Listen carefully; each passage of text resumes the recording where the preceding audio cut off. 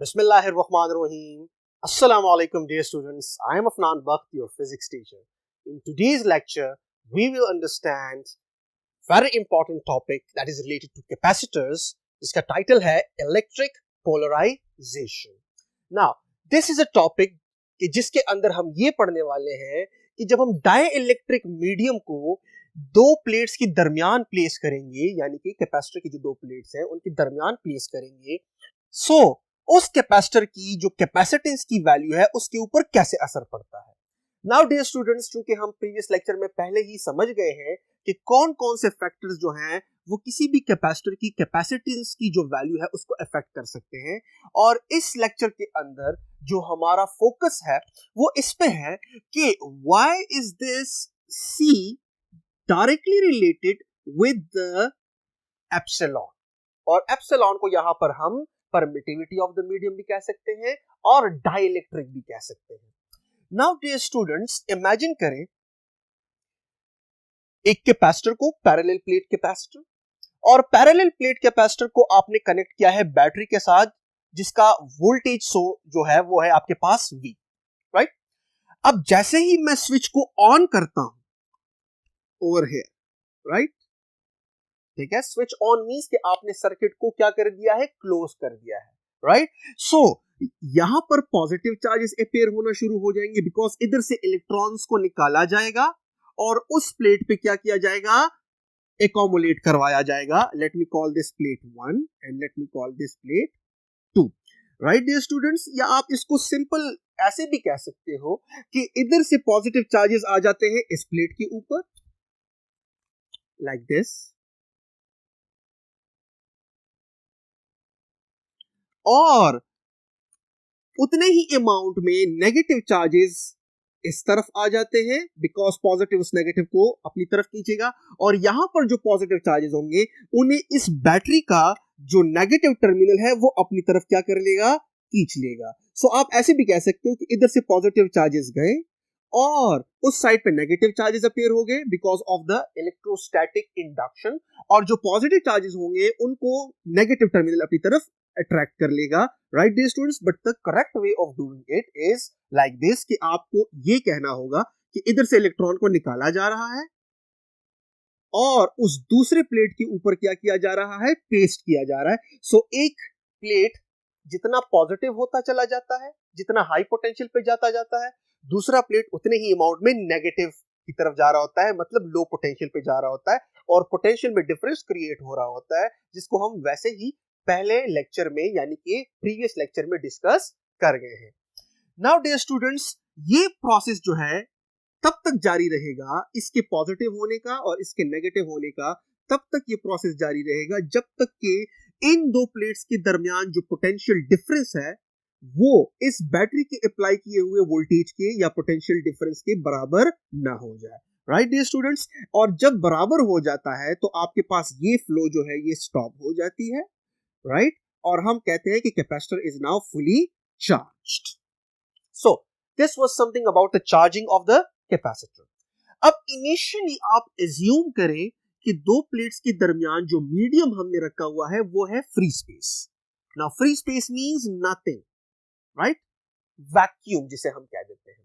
सो यहां पर इस कैपेसिटर की जो कैपेसिटेंस की वैल्यू है that is capacitance of the capacitor when the medium between the two plates is vacuum is equal to epsilon, लेकिन उसके साथ मैंने क्या लगाया हुआ है, नॉट, बिकॉज फ्री स्पेस है और फ्री स्पेस के लिए हम परमिटिविटी को कैसे रिप्रेजेंट करते हैं, एप्सिलॉन के साथ नॉट लगाकर, बिकॉज इससे स्मॉलेस्ट वैल्यू एप्सिलॉन की नहीं है। So epsilon naught into the area of each plate divided by the separation between the plates. So let me point it out over here. This is a separation, right, और यहां पर आपके पास हर एक plate का जो एरिया है, right, वो area मैं रिप्रेजेंट कर रहा हूं इस, राइट डियर स्टूडेंट्स। सो अब यहां पर अब अगर मैं ऐसे करूं कि जब हमने कैपेसिटर को पूरा चार्ज कर दिया है, अब मैं बैटरी को क्या कर देता हूं, डिस्कनेक्ट कर देता हूं, जिस तरह से यहां पर मैंने किया हुआ है। सो ये प्लेट ऑलरेडी क्या है, पॉजिटिवली चार्ज है, और ये प्लेट नेगेटिवली चार्ज है और दरमियान में एक इलेक्ट्रिक फील्ड जो है वो एस्टेब्लिश हो चुका है। This is electric field and ये जो इलेक्ट्रिक फील्ड है ये आपके पास है किसकी वजह से? Because of the plates. So यहां पर मैं सबस्क्रिप्ट में लिख देता हूं this electric field is due to the plates. Right dear students, so आपने क्या कर दिया है, यहां पर बैटरी लगी हुई है और आपने स्विच को ऑफ कर दिया है, यानी कि बैटरी को डिस्कनेक्ट कर दिया है। और अगर कनेक्ट भी हो तो भी कोई मसला नहीं है, लेकिन यहां पर मुझे एक पॉइंट आपको क्लियर करवाना है, दैट इज व्हाई मैं बैटरी को डिस्कनेक्ट कर देता हूं। अब मैं यहां पर बगैर किसी भी चीज को चेंज किए हुए सिर्फ एक चीज को चेंज कर देता हूं, वो क्या है? That is medium. Free space की बजाय अब मैं किसी भी मीडियम को, किसी भी डाइलेक्ट्रिक को इन दो प्लेट्स के दरमियान इंट्रोड्यूस करवा देता हूं। सो जब मैं ये मीडियम को यहां पर इंट्रोड्यूस करवाऊंगा एंड सिंस आई नो कि मीडियम जो है जाहिर सी बात है वो एटम्स से मिलकर बना होगा, ये इलेक्ट्रॉन्स रिवॉल्व कर रहे हैं, राइट? और जब आप एटम को किसी भी फील्ड के अंदर रखोगे तो क्या होगा? उसे स्ट्रेच होना होगा, बिकॉज जब आप किसी भी मीडियम को इंट्रोड्यूस करते हो इनसाइड द कैपेसिटर यानी कि दो प्लेट्स के दरमियान जहां पर ऑलरेडी एक यूनिफॉर्म इलेक्ट्रिक फील्ड है, यहां पर आपको इस तरह से लाइंस नजर आनी चाहिए, राइट डियर स्टूडेंट्स। लेकिन यहां पर मैं इसलिए लाइंस नहीं बना रहा बिकॉज अभी मैंने यहां पर डाइलेक्ट्रिक को शो करवाना है। सो डाइलेक्ट्रिक को जब मैं पुट करूंगा सो आप देखोगे कि इसी एटम के पोल्स बन जाएंगे। कैसे? कि पॉजिटिव साइड जो है वो मूव करना पसंद करेगा किस तरफ? नेगेटिव प्लेट की तरफ, और जो नेगेटिव साइड है वो मूव करना पसंद करेगा किस तरफ? पॉजिटिव की तरफ। सो आपके पास वो एटम जो कि पहले इस शेप में हुआ करता था वो उसकी थोड़ी सी एलोंगेशन हो गई है, यानी कि डाइपोल मोमेंट बन गया है, और इस प्रोसेस को हम कहते हैं पोलराइजेशन। बिकॉज आपने एटम के दो पोल्स बना दिए, दो चार्जेस उसके सरफेस पे आपने क्या कर दिए? इंड्यूस करवा दिए। So this process is called what? इसको हम कहते हैं पोलराइजेशन।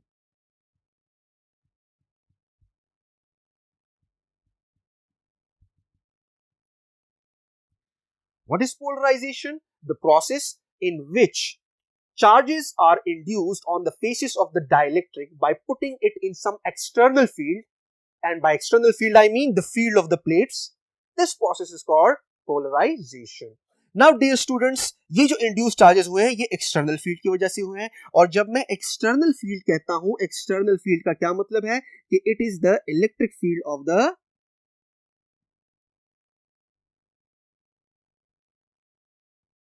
plates. अब ये पोलराइजेशन का अमल एप्सिलॉन की वैल्यू को कैसे इफेक्ट करता है? ऑब्वियसली एप्सिलॉन की वैल्यू इफेक्ट हो गई है बिकॉज आपने मीडियम को ही बदल दिया है। सो अब आप जब इसी कैपेसिटर की कैपेसिटेंस के लिए इक्वेशन लिखोगे, राइट, तो अब मैं वैक्यूम का सबस्क्रिप्ट हटा के मीडियम का सबस्क्रिप्ट लगा दूंगा। ए अभी भी वही है, डी अभी भी वही है, बिकॉज ना तो हमने प्लेट्स के एरिया को तब्दील किया है, ना हमने दो प्लेट्स के दरमियान सेपरेशन को तब्दील किया है। The only thing that we have changed is the medium between them. So जब हमने मीडियम को तब्दील किया तो अब मजीद में एप्सिलॉन के साथ सबस्क्रिप्ट में ये नॉट नहीं लिख सकता, बिकॉज अब आपके पास फ्री स्पेस दो प्लेट्स के दरमियान नहीं रहा। और इसी चीज को हम मजीद डिस्कस करते हैं on our next board.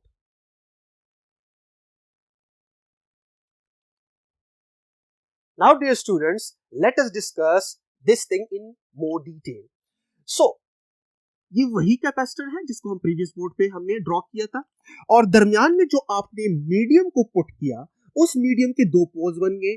Positive side इस तरफ हुआ और नेगेटिव साइड आपके पास इस तरफ हुआ, तो आपके पास इस तरह से पोलराइजेशन हो गई। This is positive, this is negative, right, and so on. अब अगर आप यहां पर देख लो, so electric field of the plates वो ऐसे है, राइट, जिसको मैं ब्लैक से रिप्रेजेंट कर लेता हूं, electric field of the plates. लेकिन इस इलेक्ट्रिक फील्ड के अंदर जो आपने मीडियम को प्लेस किया है,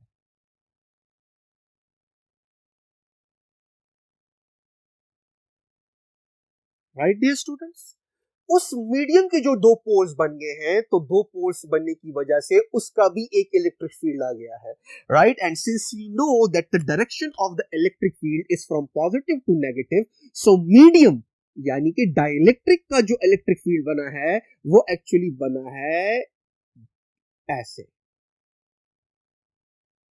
right dear students. So let me mention it कि ये आपके पास है electric field of the medium, या आप इसको क्या कह सकते हो, डाइलेक्ट्रिक भी कह सकते हो। Electric field of the dielectric, और चूंकि आपको पता है कि electric field is actually a vector quantity, so अब यहां पर दरमियान में जो नेट इलेक्ट्रिक फील्ड बनेगा वो इन दो फील्ड्स का वेक्टर सम होगा। और वेक्टर्स को हम कैसे ऐड करते हैं, by placing the tail of one vector on the head of the other, और आपके पास एक रिजल्टेंट वेक्टर आ जाएगा। सो अब आप देख लो, अगर मैं कहूं कि this is the electric field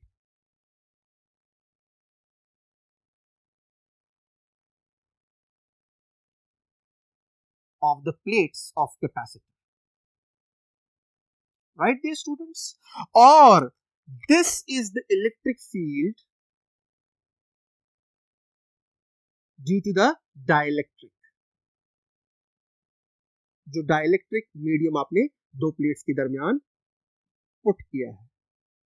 so जो नेट इलेक्ट्रिक फील्ड होगा, तो यहां से ही आप अंदाजा कर सकते हो कि इसका टेल इसकी हेड पे रख दो तो आप देख लोगे कि जब आप ये उठा के ऐसे रखोगे लाइक दिस, सो इसका मतलब ये है कि electric field because of the plates का इतना हिस्सा electric field due to the dielectric के साथ क्या हो गया, खत्म हो गया, बिकॉज 180 डिग्री पे है ना। और आपके पास जो नेट इलेक्ट्रिक फील्ड बचा वो बचा ये वाला, यहां से लेकर यहां तक, जिसको मैं रेड से जाहिर कर रहा हूं। This is the E resultant या नेट इलेक्ट्रिक फील्ड। नाउ साफ पता चल रहा है कि दो प्लेट्स के दरमियान जो इलेक्ट्रिक फील्ड है वो क्या हो गया है, वो रिड्यूस हो गया है। So electric field is being reduced,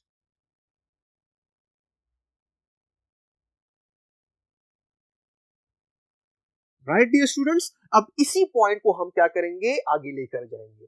now since you know from the electric field as potential gradient, कि हमें पता है कि जो भी इलेक्ट्रिक फील्ड होता है, right dear students, electric field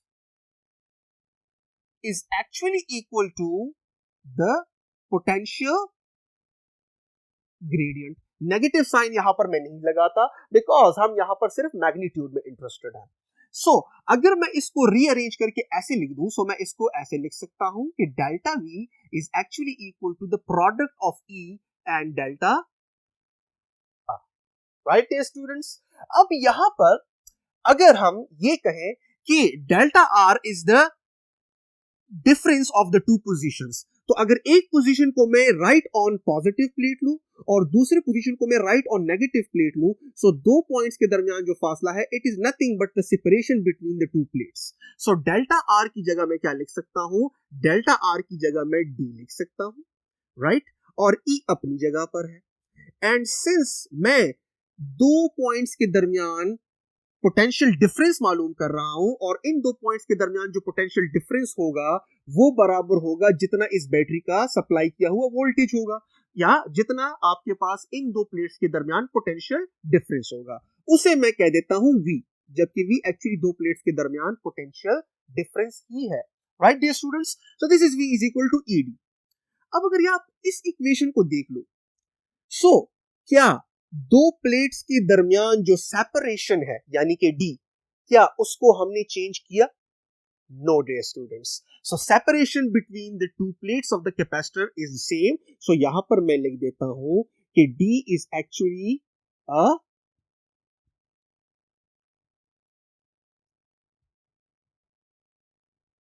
constant. So अगर D कांस्टेंट है, सो यहां पर मैं ये प्रोपोर्शनैलिटी रिलेशन लिख सकता हूं कि V is directly proportional to E। दो प्लेट्स के दरमियान जो पोटेंशियल डिफरेंस है डियर स्टूडेंट्स, वो डायरेक्टली रिलेट करता है कि दरमियान में इलेक्ट्रिक फील्ड किस स्ट्रेंथ का एस्टैब्लिश हुआ है। सो अब यहां पर डाइलेक्ट्रिक के पुट करने से या मीडियम के पुट करने से आपके पास पोलराइजेशन हुई। पोलराइजेशन की वजह से आपके पास यहां पर दरमियान में जो नेट इलेक्ट्रिक फील्ड था वो रिड्यूस हो गया। सो इसका मतलब ये है कि इलेक्ट्रिक फील्ड की वैल्यू जब रिड्यूस होगी by putting a medium or dielectric between the two plates, so automatically वो difference of the potential को क्या करेगा, affect करेगा। और कैसे affect करेगा कि जब ये decrease होगा तो इसने भी decrease होना है, और जब दो प्लेट्स के दरमियान जो potential difference है जब वो डिक्रीज हो जाए तो ऑटोमेटिकली आपके पास इस इक्वेशन के मुताबिक जो कि है Q is equal to CV, और I should say C is equal to Q divided by V। अब यहां पर अगर आप देख लो, जब यहां पर हमने कैपेसिटर को चार्ज कर लिया और हर एक प्लेट के ऊपर Q चार्ज आ गया, इसके ऊपर प्लस Q और उतने ही अमाउंट का उसके ऊपर नेगेटिव Q, सो हमने बैटरी को डिस्कनेक्ट कर दी। सो चार्जेस के निकलने का तो सवाल ही पैदा नहीं होता, ना तो चार्जेस प्लेट्स के ऊपर आ सकते हैं बिकॉज बैटरी को तो आपने डिस्कनेक्ट कर दिया है, राइट। इसलिए मैं बैटरी को डिस्कनेक्ट करना चाह रहा था ताकि आपको क्लियर तरीके से समझा सकूं, अदरवाइज अगर बैटरी कनेक्ट भी रहे तब भी ये चीज एक्सप्लेन हो सकती है। तो चार्ज को तो हम चेंज नहीं कर सकते, न चार्ज कैपेसिटर की तरफ जा सकता है न चार्ज कैपेसिटर से बाहर निकल सकता है, बिकॉज जो रास्ता है the only path through which charges can move into the plate or come out of the plates, वो तो आपने क्या कर दिया है, उसको तो आपने ओपन कर दिया है, ब्रिज को आपने तोड़ दिया है, right. The circuit is what, the circuit is open. So अब यहां पर चार्ज क्या है, प्लेट्स के ऊपर कांस्टेंट है, चाहे डाइलेक्ट्रिक आपने उसके अंदर इंसर्ट किया है दो प्लेट्स के दरमियान, या चाहे आपने डाइलेक्ट्रिक को इंसर्ट ना भी किया हो, तो चार्जेस कांस्टेंट रहेंगे उन दो प्लेट्स के ऊपर। तो आप क्या कर दो, Q को लिख दो कांस्टेंट। सो जब चार्जेस कांस्टेंट हुए इसका मतलब यह है कि C का जो ताल्लुक बनता है किसके साथ, potential difference between the plates के साथ, वो बनता है इनवर्स। और चूंकि हमें पता है कि इलेक्ट्रिक फील्ड में कमी आने की वजह से पोटेंशियल डिफरेंस में कमी आई, और पोटेंशियल डिफरेंस में जब कमी आएगी सो ऑटोमेटिकली कैपेसिटेंस ने क्या होना है, ज्यादा होना है। तो वही प्लेट्स हैं, वही कैपेसिटर है जो कि पहले चार्जेस को अपने ऊपर एकोमोलेट होने की इजाजत नहीं दे रहे थे जब दो प्लेट्स के दरमियान क्या था, वैक्यूम। लेकिन वैक्यूम को हटाने के बाद जब हमने मीडियम पुट किया और मीडियम के पुट करने के बाद वही दो प्लेट्स, वही एरिया, वही सेपरेशन, अब जब हम यही बैटरी वापस कनेक्ट करेंगे सो आप देखोगे कि वो मजीद चार्जेस को यहां पर आने की इजाजत दे देगा, और इसलिए देगा बिकॉज उसकी कैपेसिटेंस की वैल्यू क्या हो गई है, ज्यादा हो गई है। So this is the reason कि दो प्लेट्स के दरमियान इलेक्ट्रिक फील्ड में कमी आ जाती है, right, because electric field of the dielectric will decrease the electric field of the plate, so reduce हो जाएगा रिजल्टेंट इलेक्ट्रिक फील्ड। और जब रिजल्टेंट इलेक्ट्रिक फील्ड डिक्रीज हुआ सो पोटेंशियल डिफरेंस में कमी आई, पोटेंशियल डिफरेंस में जब कमी आई सो ऑटोमेटिकली कैपेसिटेंस की वैल्यू क्या कर गई, शूट आउट कर गई, यानी कि वो ज्यादा हो गई। अब वही कैपेसिटर है जो कि मजीद चार्जेस को अपने ऊपर एकोमोडेट करने की इजाजत देगा, सो कैपेसिटेंस की वैल्यू क्या हुई, ज्यादा हुई। अब सवाल ये बनता है कि उसी कैपेसिटर की कैपेसिटेंस की वैल्यू बाय हाउ मच ज्यादा हुई, इसको समझने के लिए हम जाते हैं नेक्स्ट बोर्ड के ऊपर। Now dear students, let us understand कि by how much the value of C increases जब हम कोई मीडियम दो प्लेट्स के दरमियान इंसर्ट कर देते हैं। So since we know कि initially जब यहाँ पर वैक्यूम हुआ करता था, so initially the value of the capacitance was C vacuum, जो कि पहले बोर्ड पर हम लिख चुके हैं, that was epsilon naught A divided by D. Let me call this equation number 1. ठीक है डियर स्टूडेंट्स। और अब जब हम मीडियम पुट करते हैं सो मीडियम की पुट करने के बाद जो आपके पास कैपेसिटेंस की वैल्यू है उसे मैं C with subscript medium is equal to epsilon naught, अब नहीं लगाऊंगा, A divided by D। Let me call it equation number 2, right dear students. So दो डिफरेंट इक्वेशंस है बिकॉज एप्सिलॉन की वैल्यूज जो है वो क्या है, वो डिफरेंट है। Now since we know from the relative permittivity that किसी भी मीडियम के लिए जो रिलेटिव परमिटिविटी है, जो कि उसकी परमिटिविटी का अंदाजा लगाती है with respect to the lowest value of the permittivity, यानी कि permittivity of free space, right. So that is the ratio of the permittivity of any other medium, जो कि यहां पर आपने फीड करना है या प्लेस करना है, to the permittivity of the free space. तो उसकी मदद से हम लिख सकते हैं कि epsilon is equal to epsilon r into epsilon naught, right dear students. और इस वैल्यू को आप इधर फीड कर दें। So C medium is equal to, यहां पर मैं लिख दूंगा epsilon r into epsilon naught A divided by D, right dear students. अब यहां पर अगर आप ये वाला पोर्शन देख लो, दिस जिसको मैंने ब्रैकेट में इनक्लोज करवाया है, isn't this representing the same value of the capacitance when there was a free space between the two plates of the capacitor? Yes, it is. So अब आप क्या कर लो कि इसकी जगह इक्वेशन नंबर 1 को फीड कर दो। सो आपके पास क्या आ जाएगा कि C medium will be equal to epsilon r times of the initial value of the capacitance जब दो प्लेट्स के दरमियान वैक्यूम हुआ करता था। सो इसका मतलब ये है कि आपके पास जो कैपेसिटेंस की वैल्यू है वो तो बढ़नी ही है जब आप मीडियम पुट करोगे, लेकिन बाय हाउ मच बढ़नी है? बाय एप्सिलॉन आर टाइम्स बढ़नी है। इस एप्सिलॉन आर का जो भी मीडियम आपने पुट किया है उसकी अपनी एक एप्सिलॉन आर की वैल्यू होगी। All you have to do is to multiply the epsilon r value with the initial value of the capacitance when there was a vacuum between the two plates of the capacitor. So यहां पर आपके पास ये भी आपको पता चल गया कि by how much time वो बढ़ेगी। और epsilon r की वैल्यू जो है वो डिपेंड करती है किसी भी मीडियम की पोलराइज होने की एबिलिटी पर। अगर वो मीडियम ज्यादा अच्छी तरीके से पोलराइज होगा, सो आप देखोगे कि यहां पर डाइइलेक्ट्रिक की वजह से पैदा होने वाला जो इलेक्ट्रिक फील्ड है वो भी उतना ही ज्यादा स्ट्रांग होगा। और जब डाइइलेक्ट्रिक का फील्ड स्ट्रांग होगा तो वो प्लेट्स के इलेक्ट्रिक फील्ड को उतना ही कम करेगा, यानी कि नेट इलेक्ट्रिक फील्ड ने उतना ही कम आना है। और जब नेट इलेक्ट्रिक फील्ड आपके पास कम आएगा यानी रिजल्टेंट, तो ऑटोमेटिकली पोटेंशियल में डिफरेंस ने भी कम होना है। और जब पोटेंशियल में डिफरेंस ने कम होना है तो कैपेसिटेंस ने ज्यादा होना है, because C is inversely related with the potential difference. और यहां पर इसको रिलेट करने के लिए जो आप कहते हैं वो है आपके पास कि V is directly related with the E, from the V is equal to ED, potential gradient का जो इक्वेशन है। So this is about the capacitance, कि कैपेसिटेंस कैसे ज्यादा होता है। अब इस तमाम चीज को हम एक्सप्लेन करते हैं with the help of a very simple analogy. देखते हैं। नाउ डियर स्टूडेंट्स, होता क्या है कि वो चार्जेस इस प्लेट के ऊपर वो चार्जेस जो कि मजीद चार्जेस को आने की इजाजत नहीं दे रहे थे जब दरमियान में क्या था?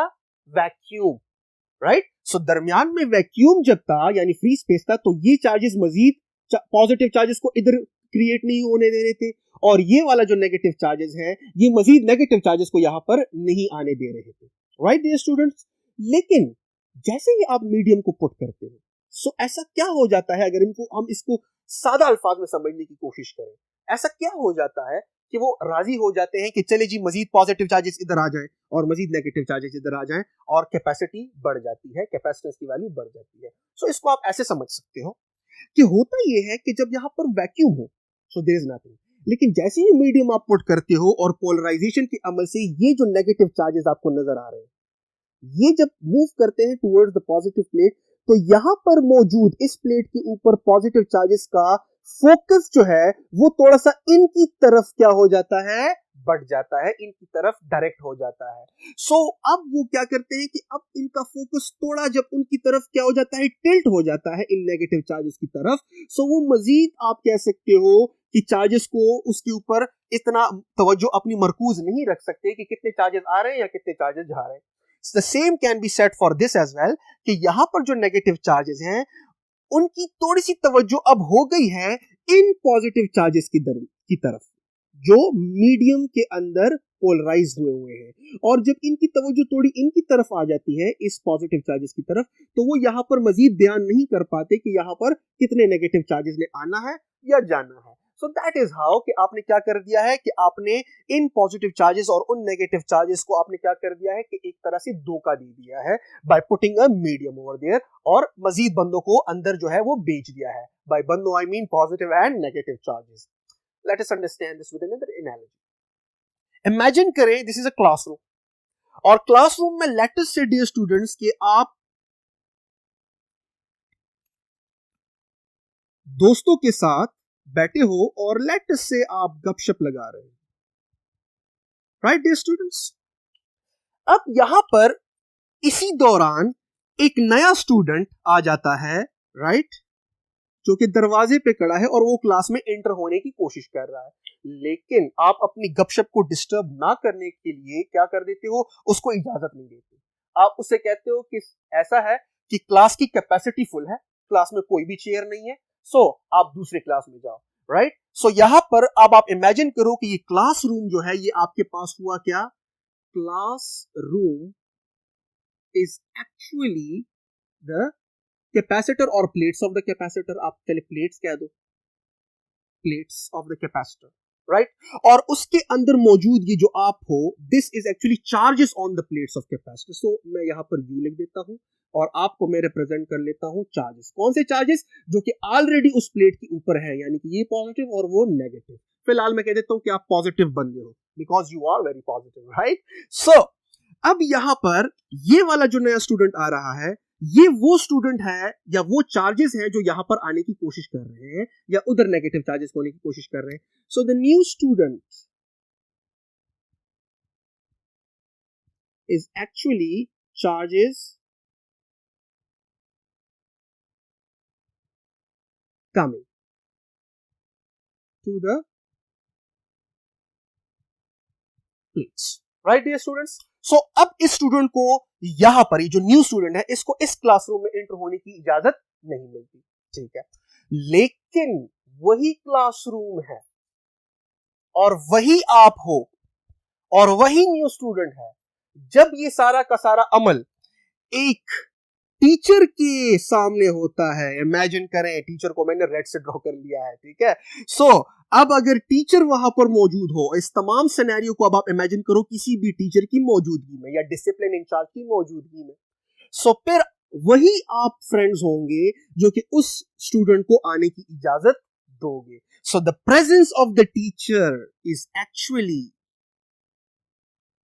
The presence, or I should say simple, teacher over here is actually nothing but a dielectric medium, right. Because इस टीचर की मौजूदगी की वजह से आपकी क्लास में जो थोड़ी बहुत इजारादारी थी वो खत्म हुई और मजीद स्टूडेंट्स आ सकते हैं. अब अगर वो टीचर जितना ही स्ट्रिक्ट हुआ उतना ही ज्यादा स्टूडेंट्स को आप अलाउ करने पे आमादा हो जाओगे, राइट डियर स्टूडेंट्स. टीचर का मजीद स्ट्रिक्ट होना क्या है कि जितना उस डाइलेक्ट्रिक मीडियम की पोलराइजेशन की एबिलिटी ज्यादा हो, उतना ही उसकी एप्सिलॉन आर की वैल्यू ज्यादा होगी, उतना ही मीडियम जो है वो क्या कर सकेगा, उसके पुट करने से आपके पास जो उसी कैपेसिटर की कैपेसिटी की वैल्यू या कैपेसिटेंस की वैल्यू ज्यादा हो जाएगी. So this was a simple analogy, right, जो कि आपको मैंने समझाने के लिए दी. आई बिलीव कि it was helpful, and in the next lecture we will understand the combination of capacitors. तब तक के लिए dear students, Allah Hafiz.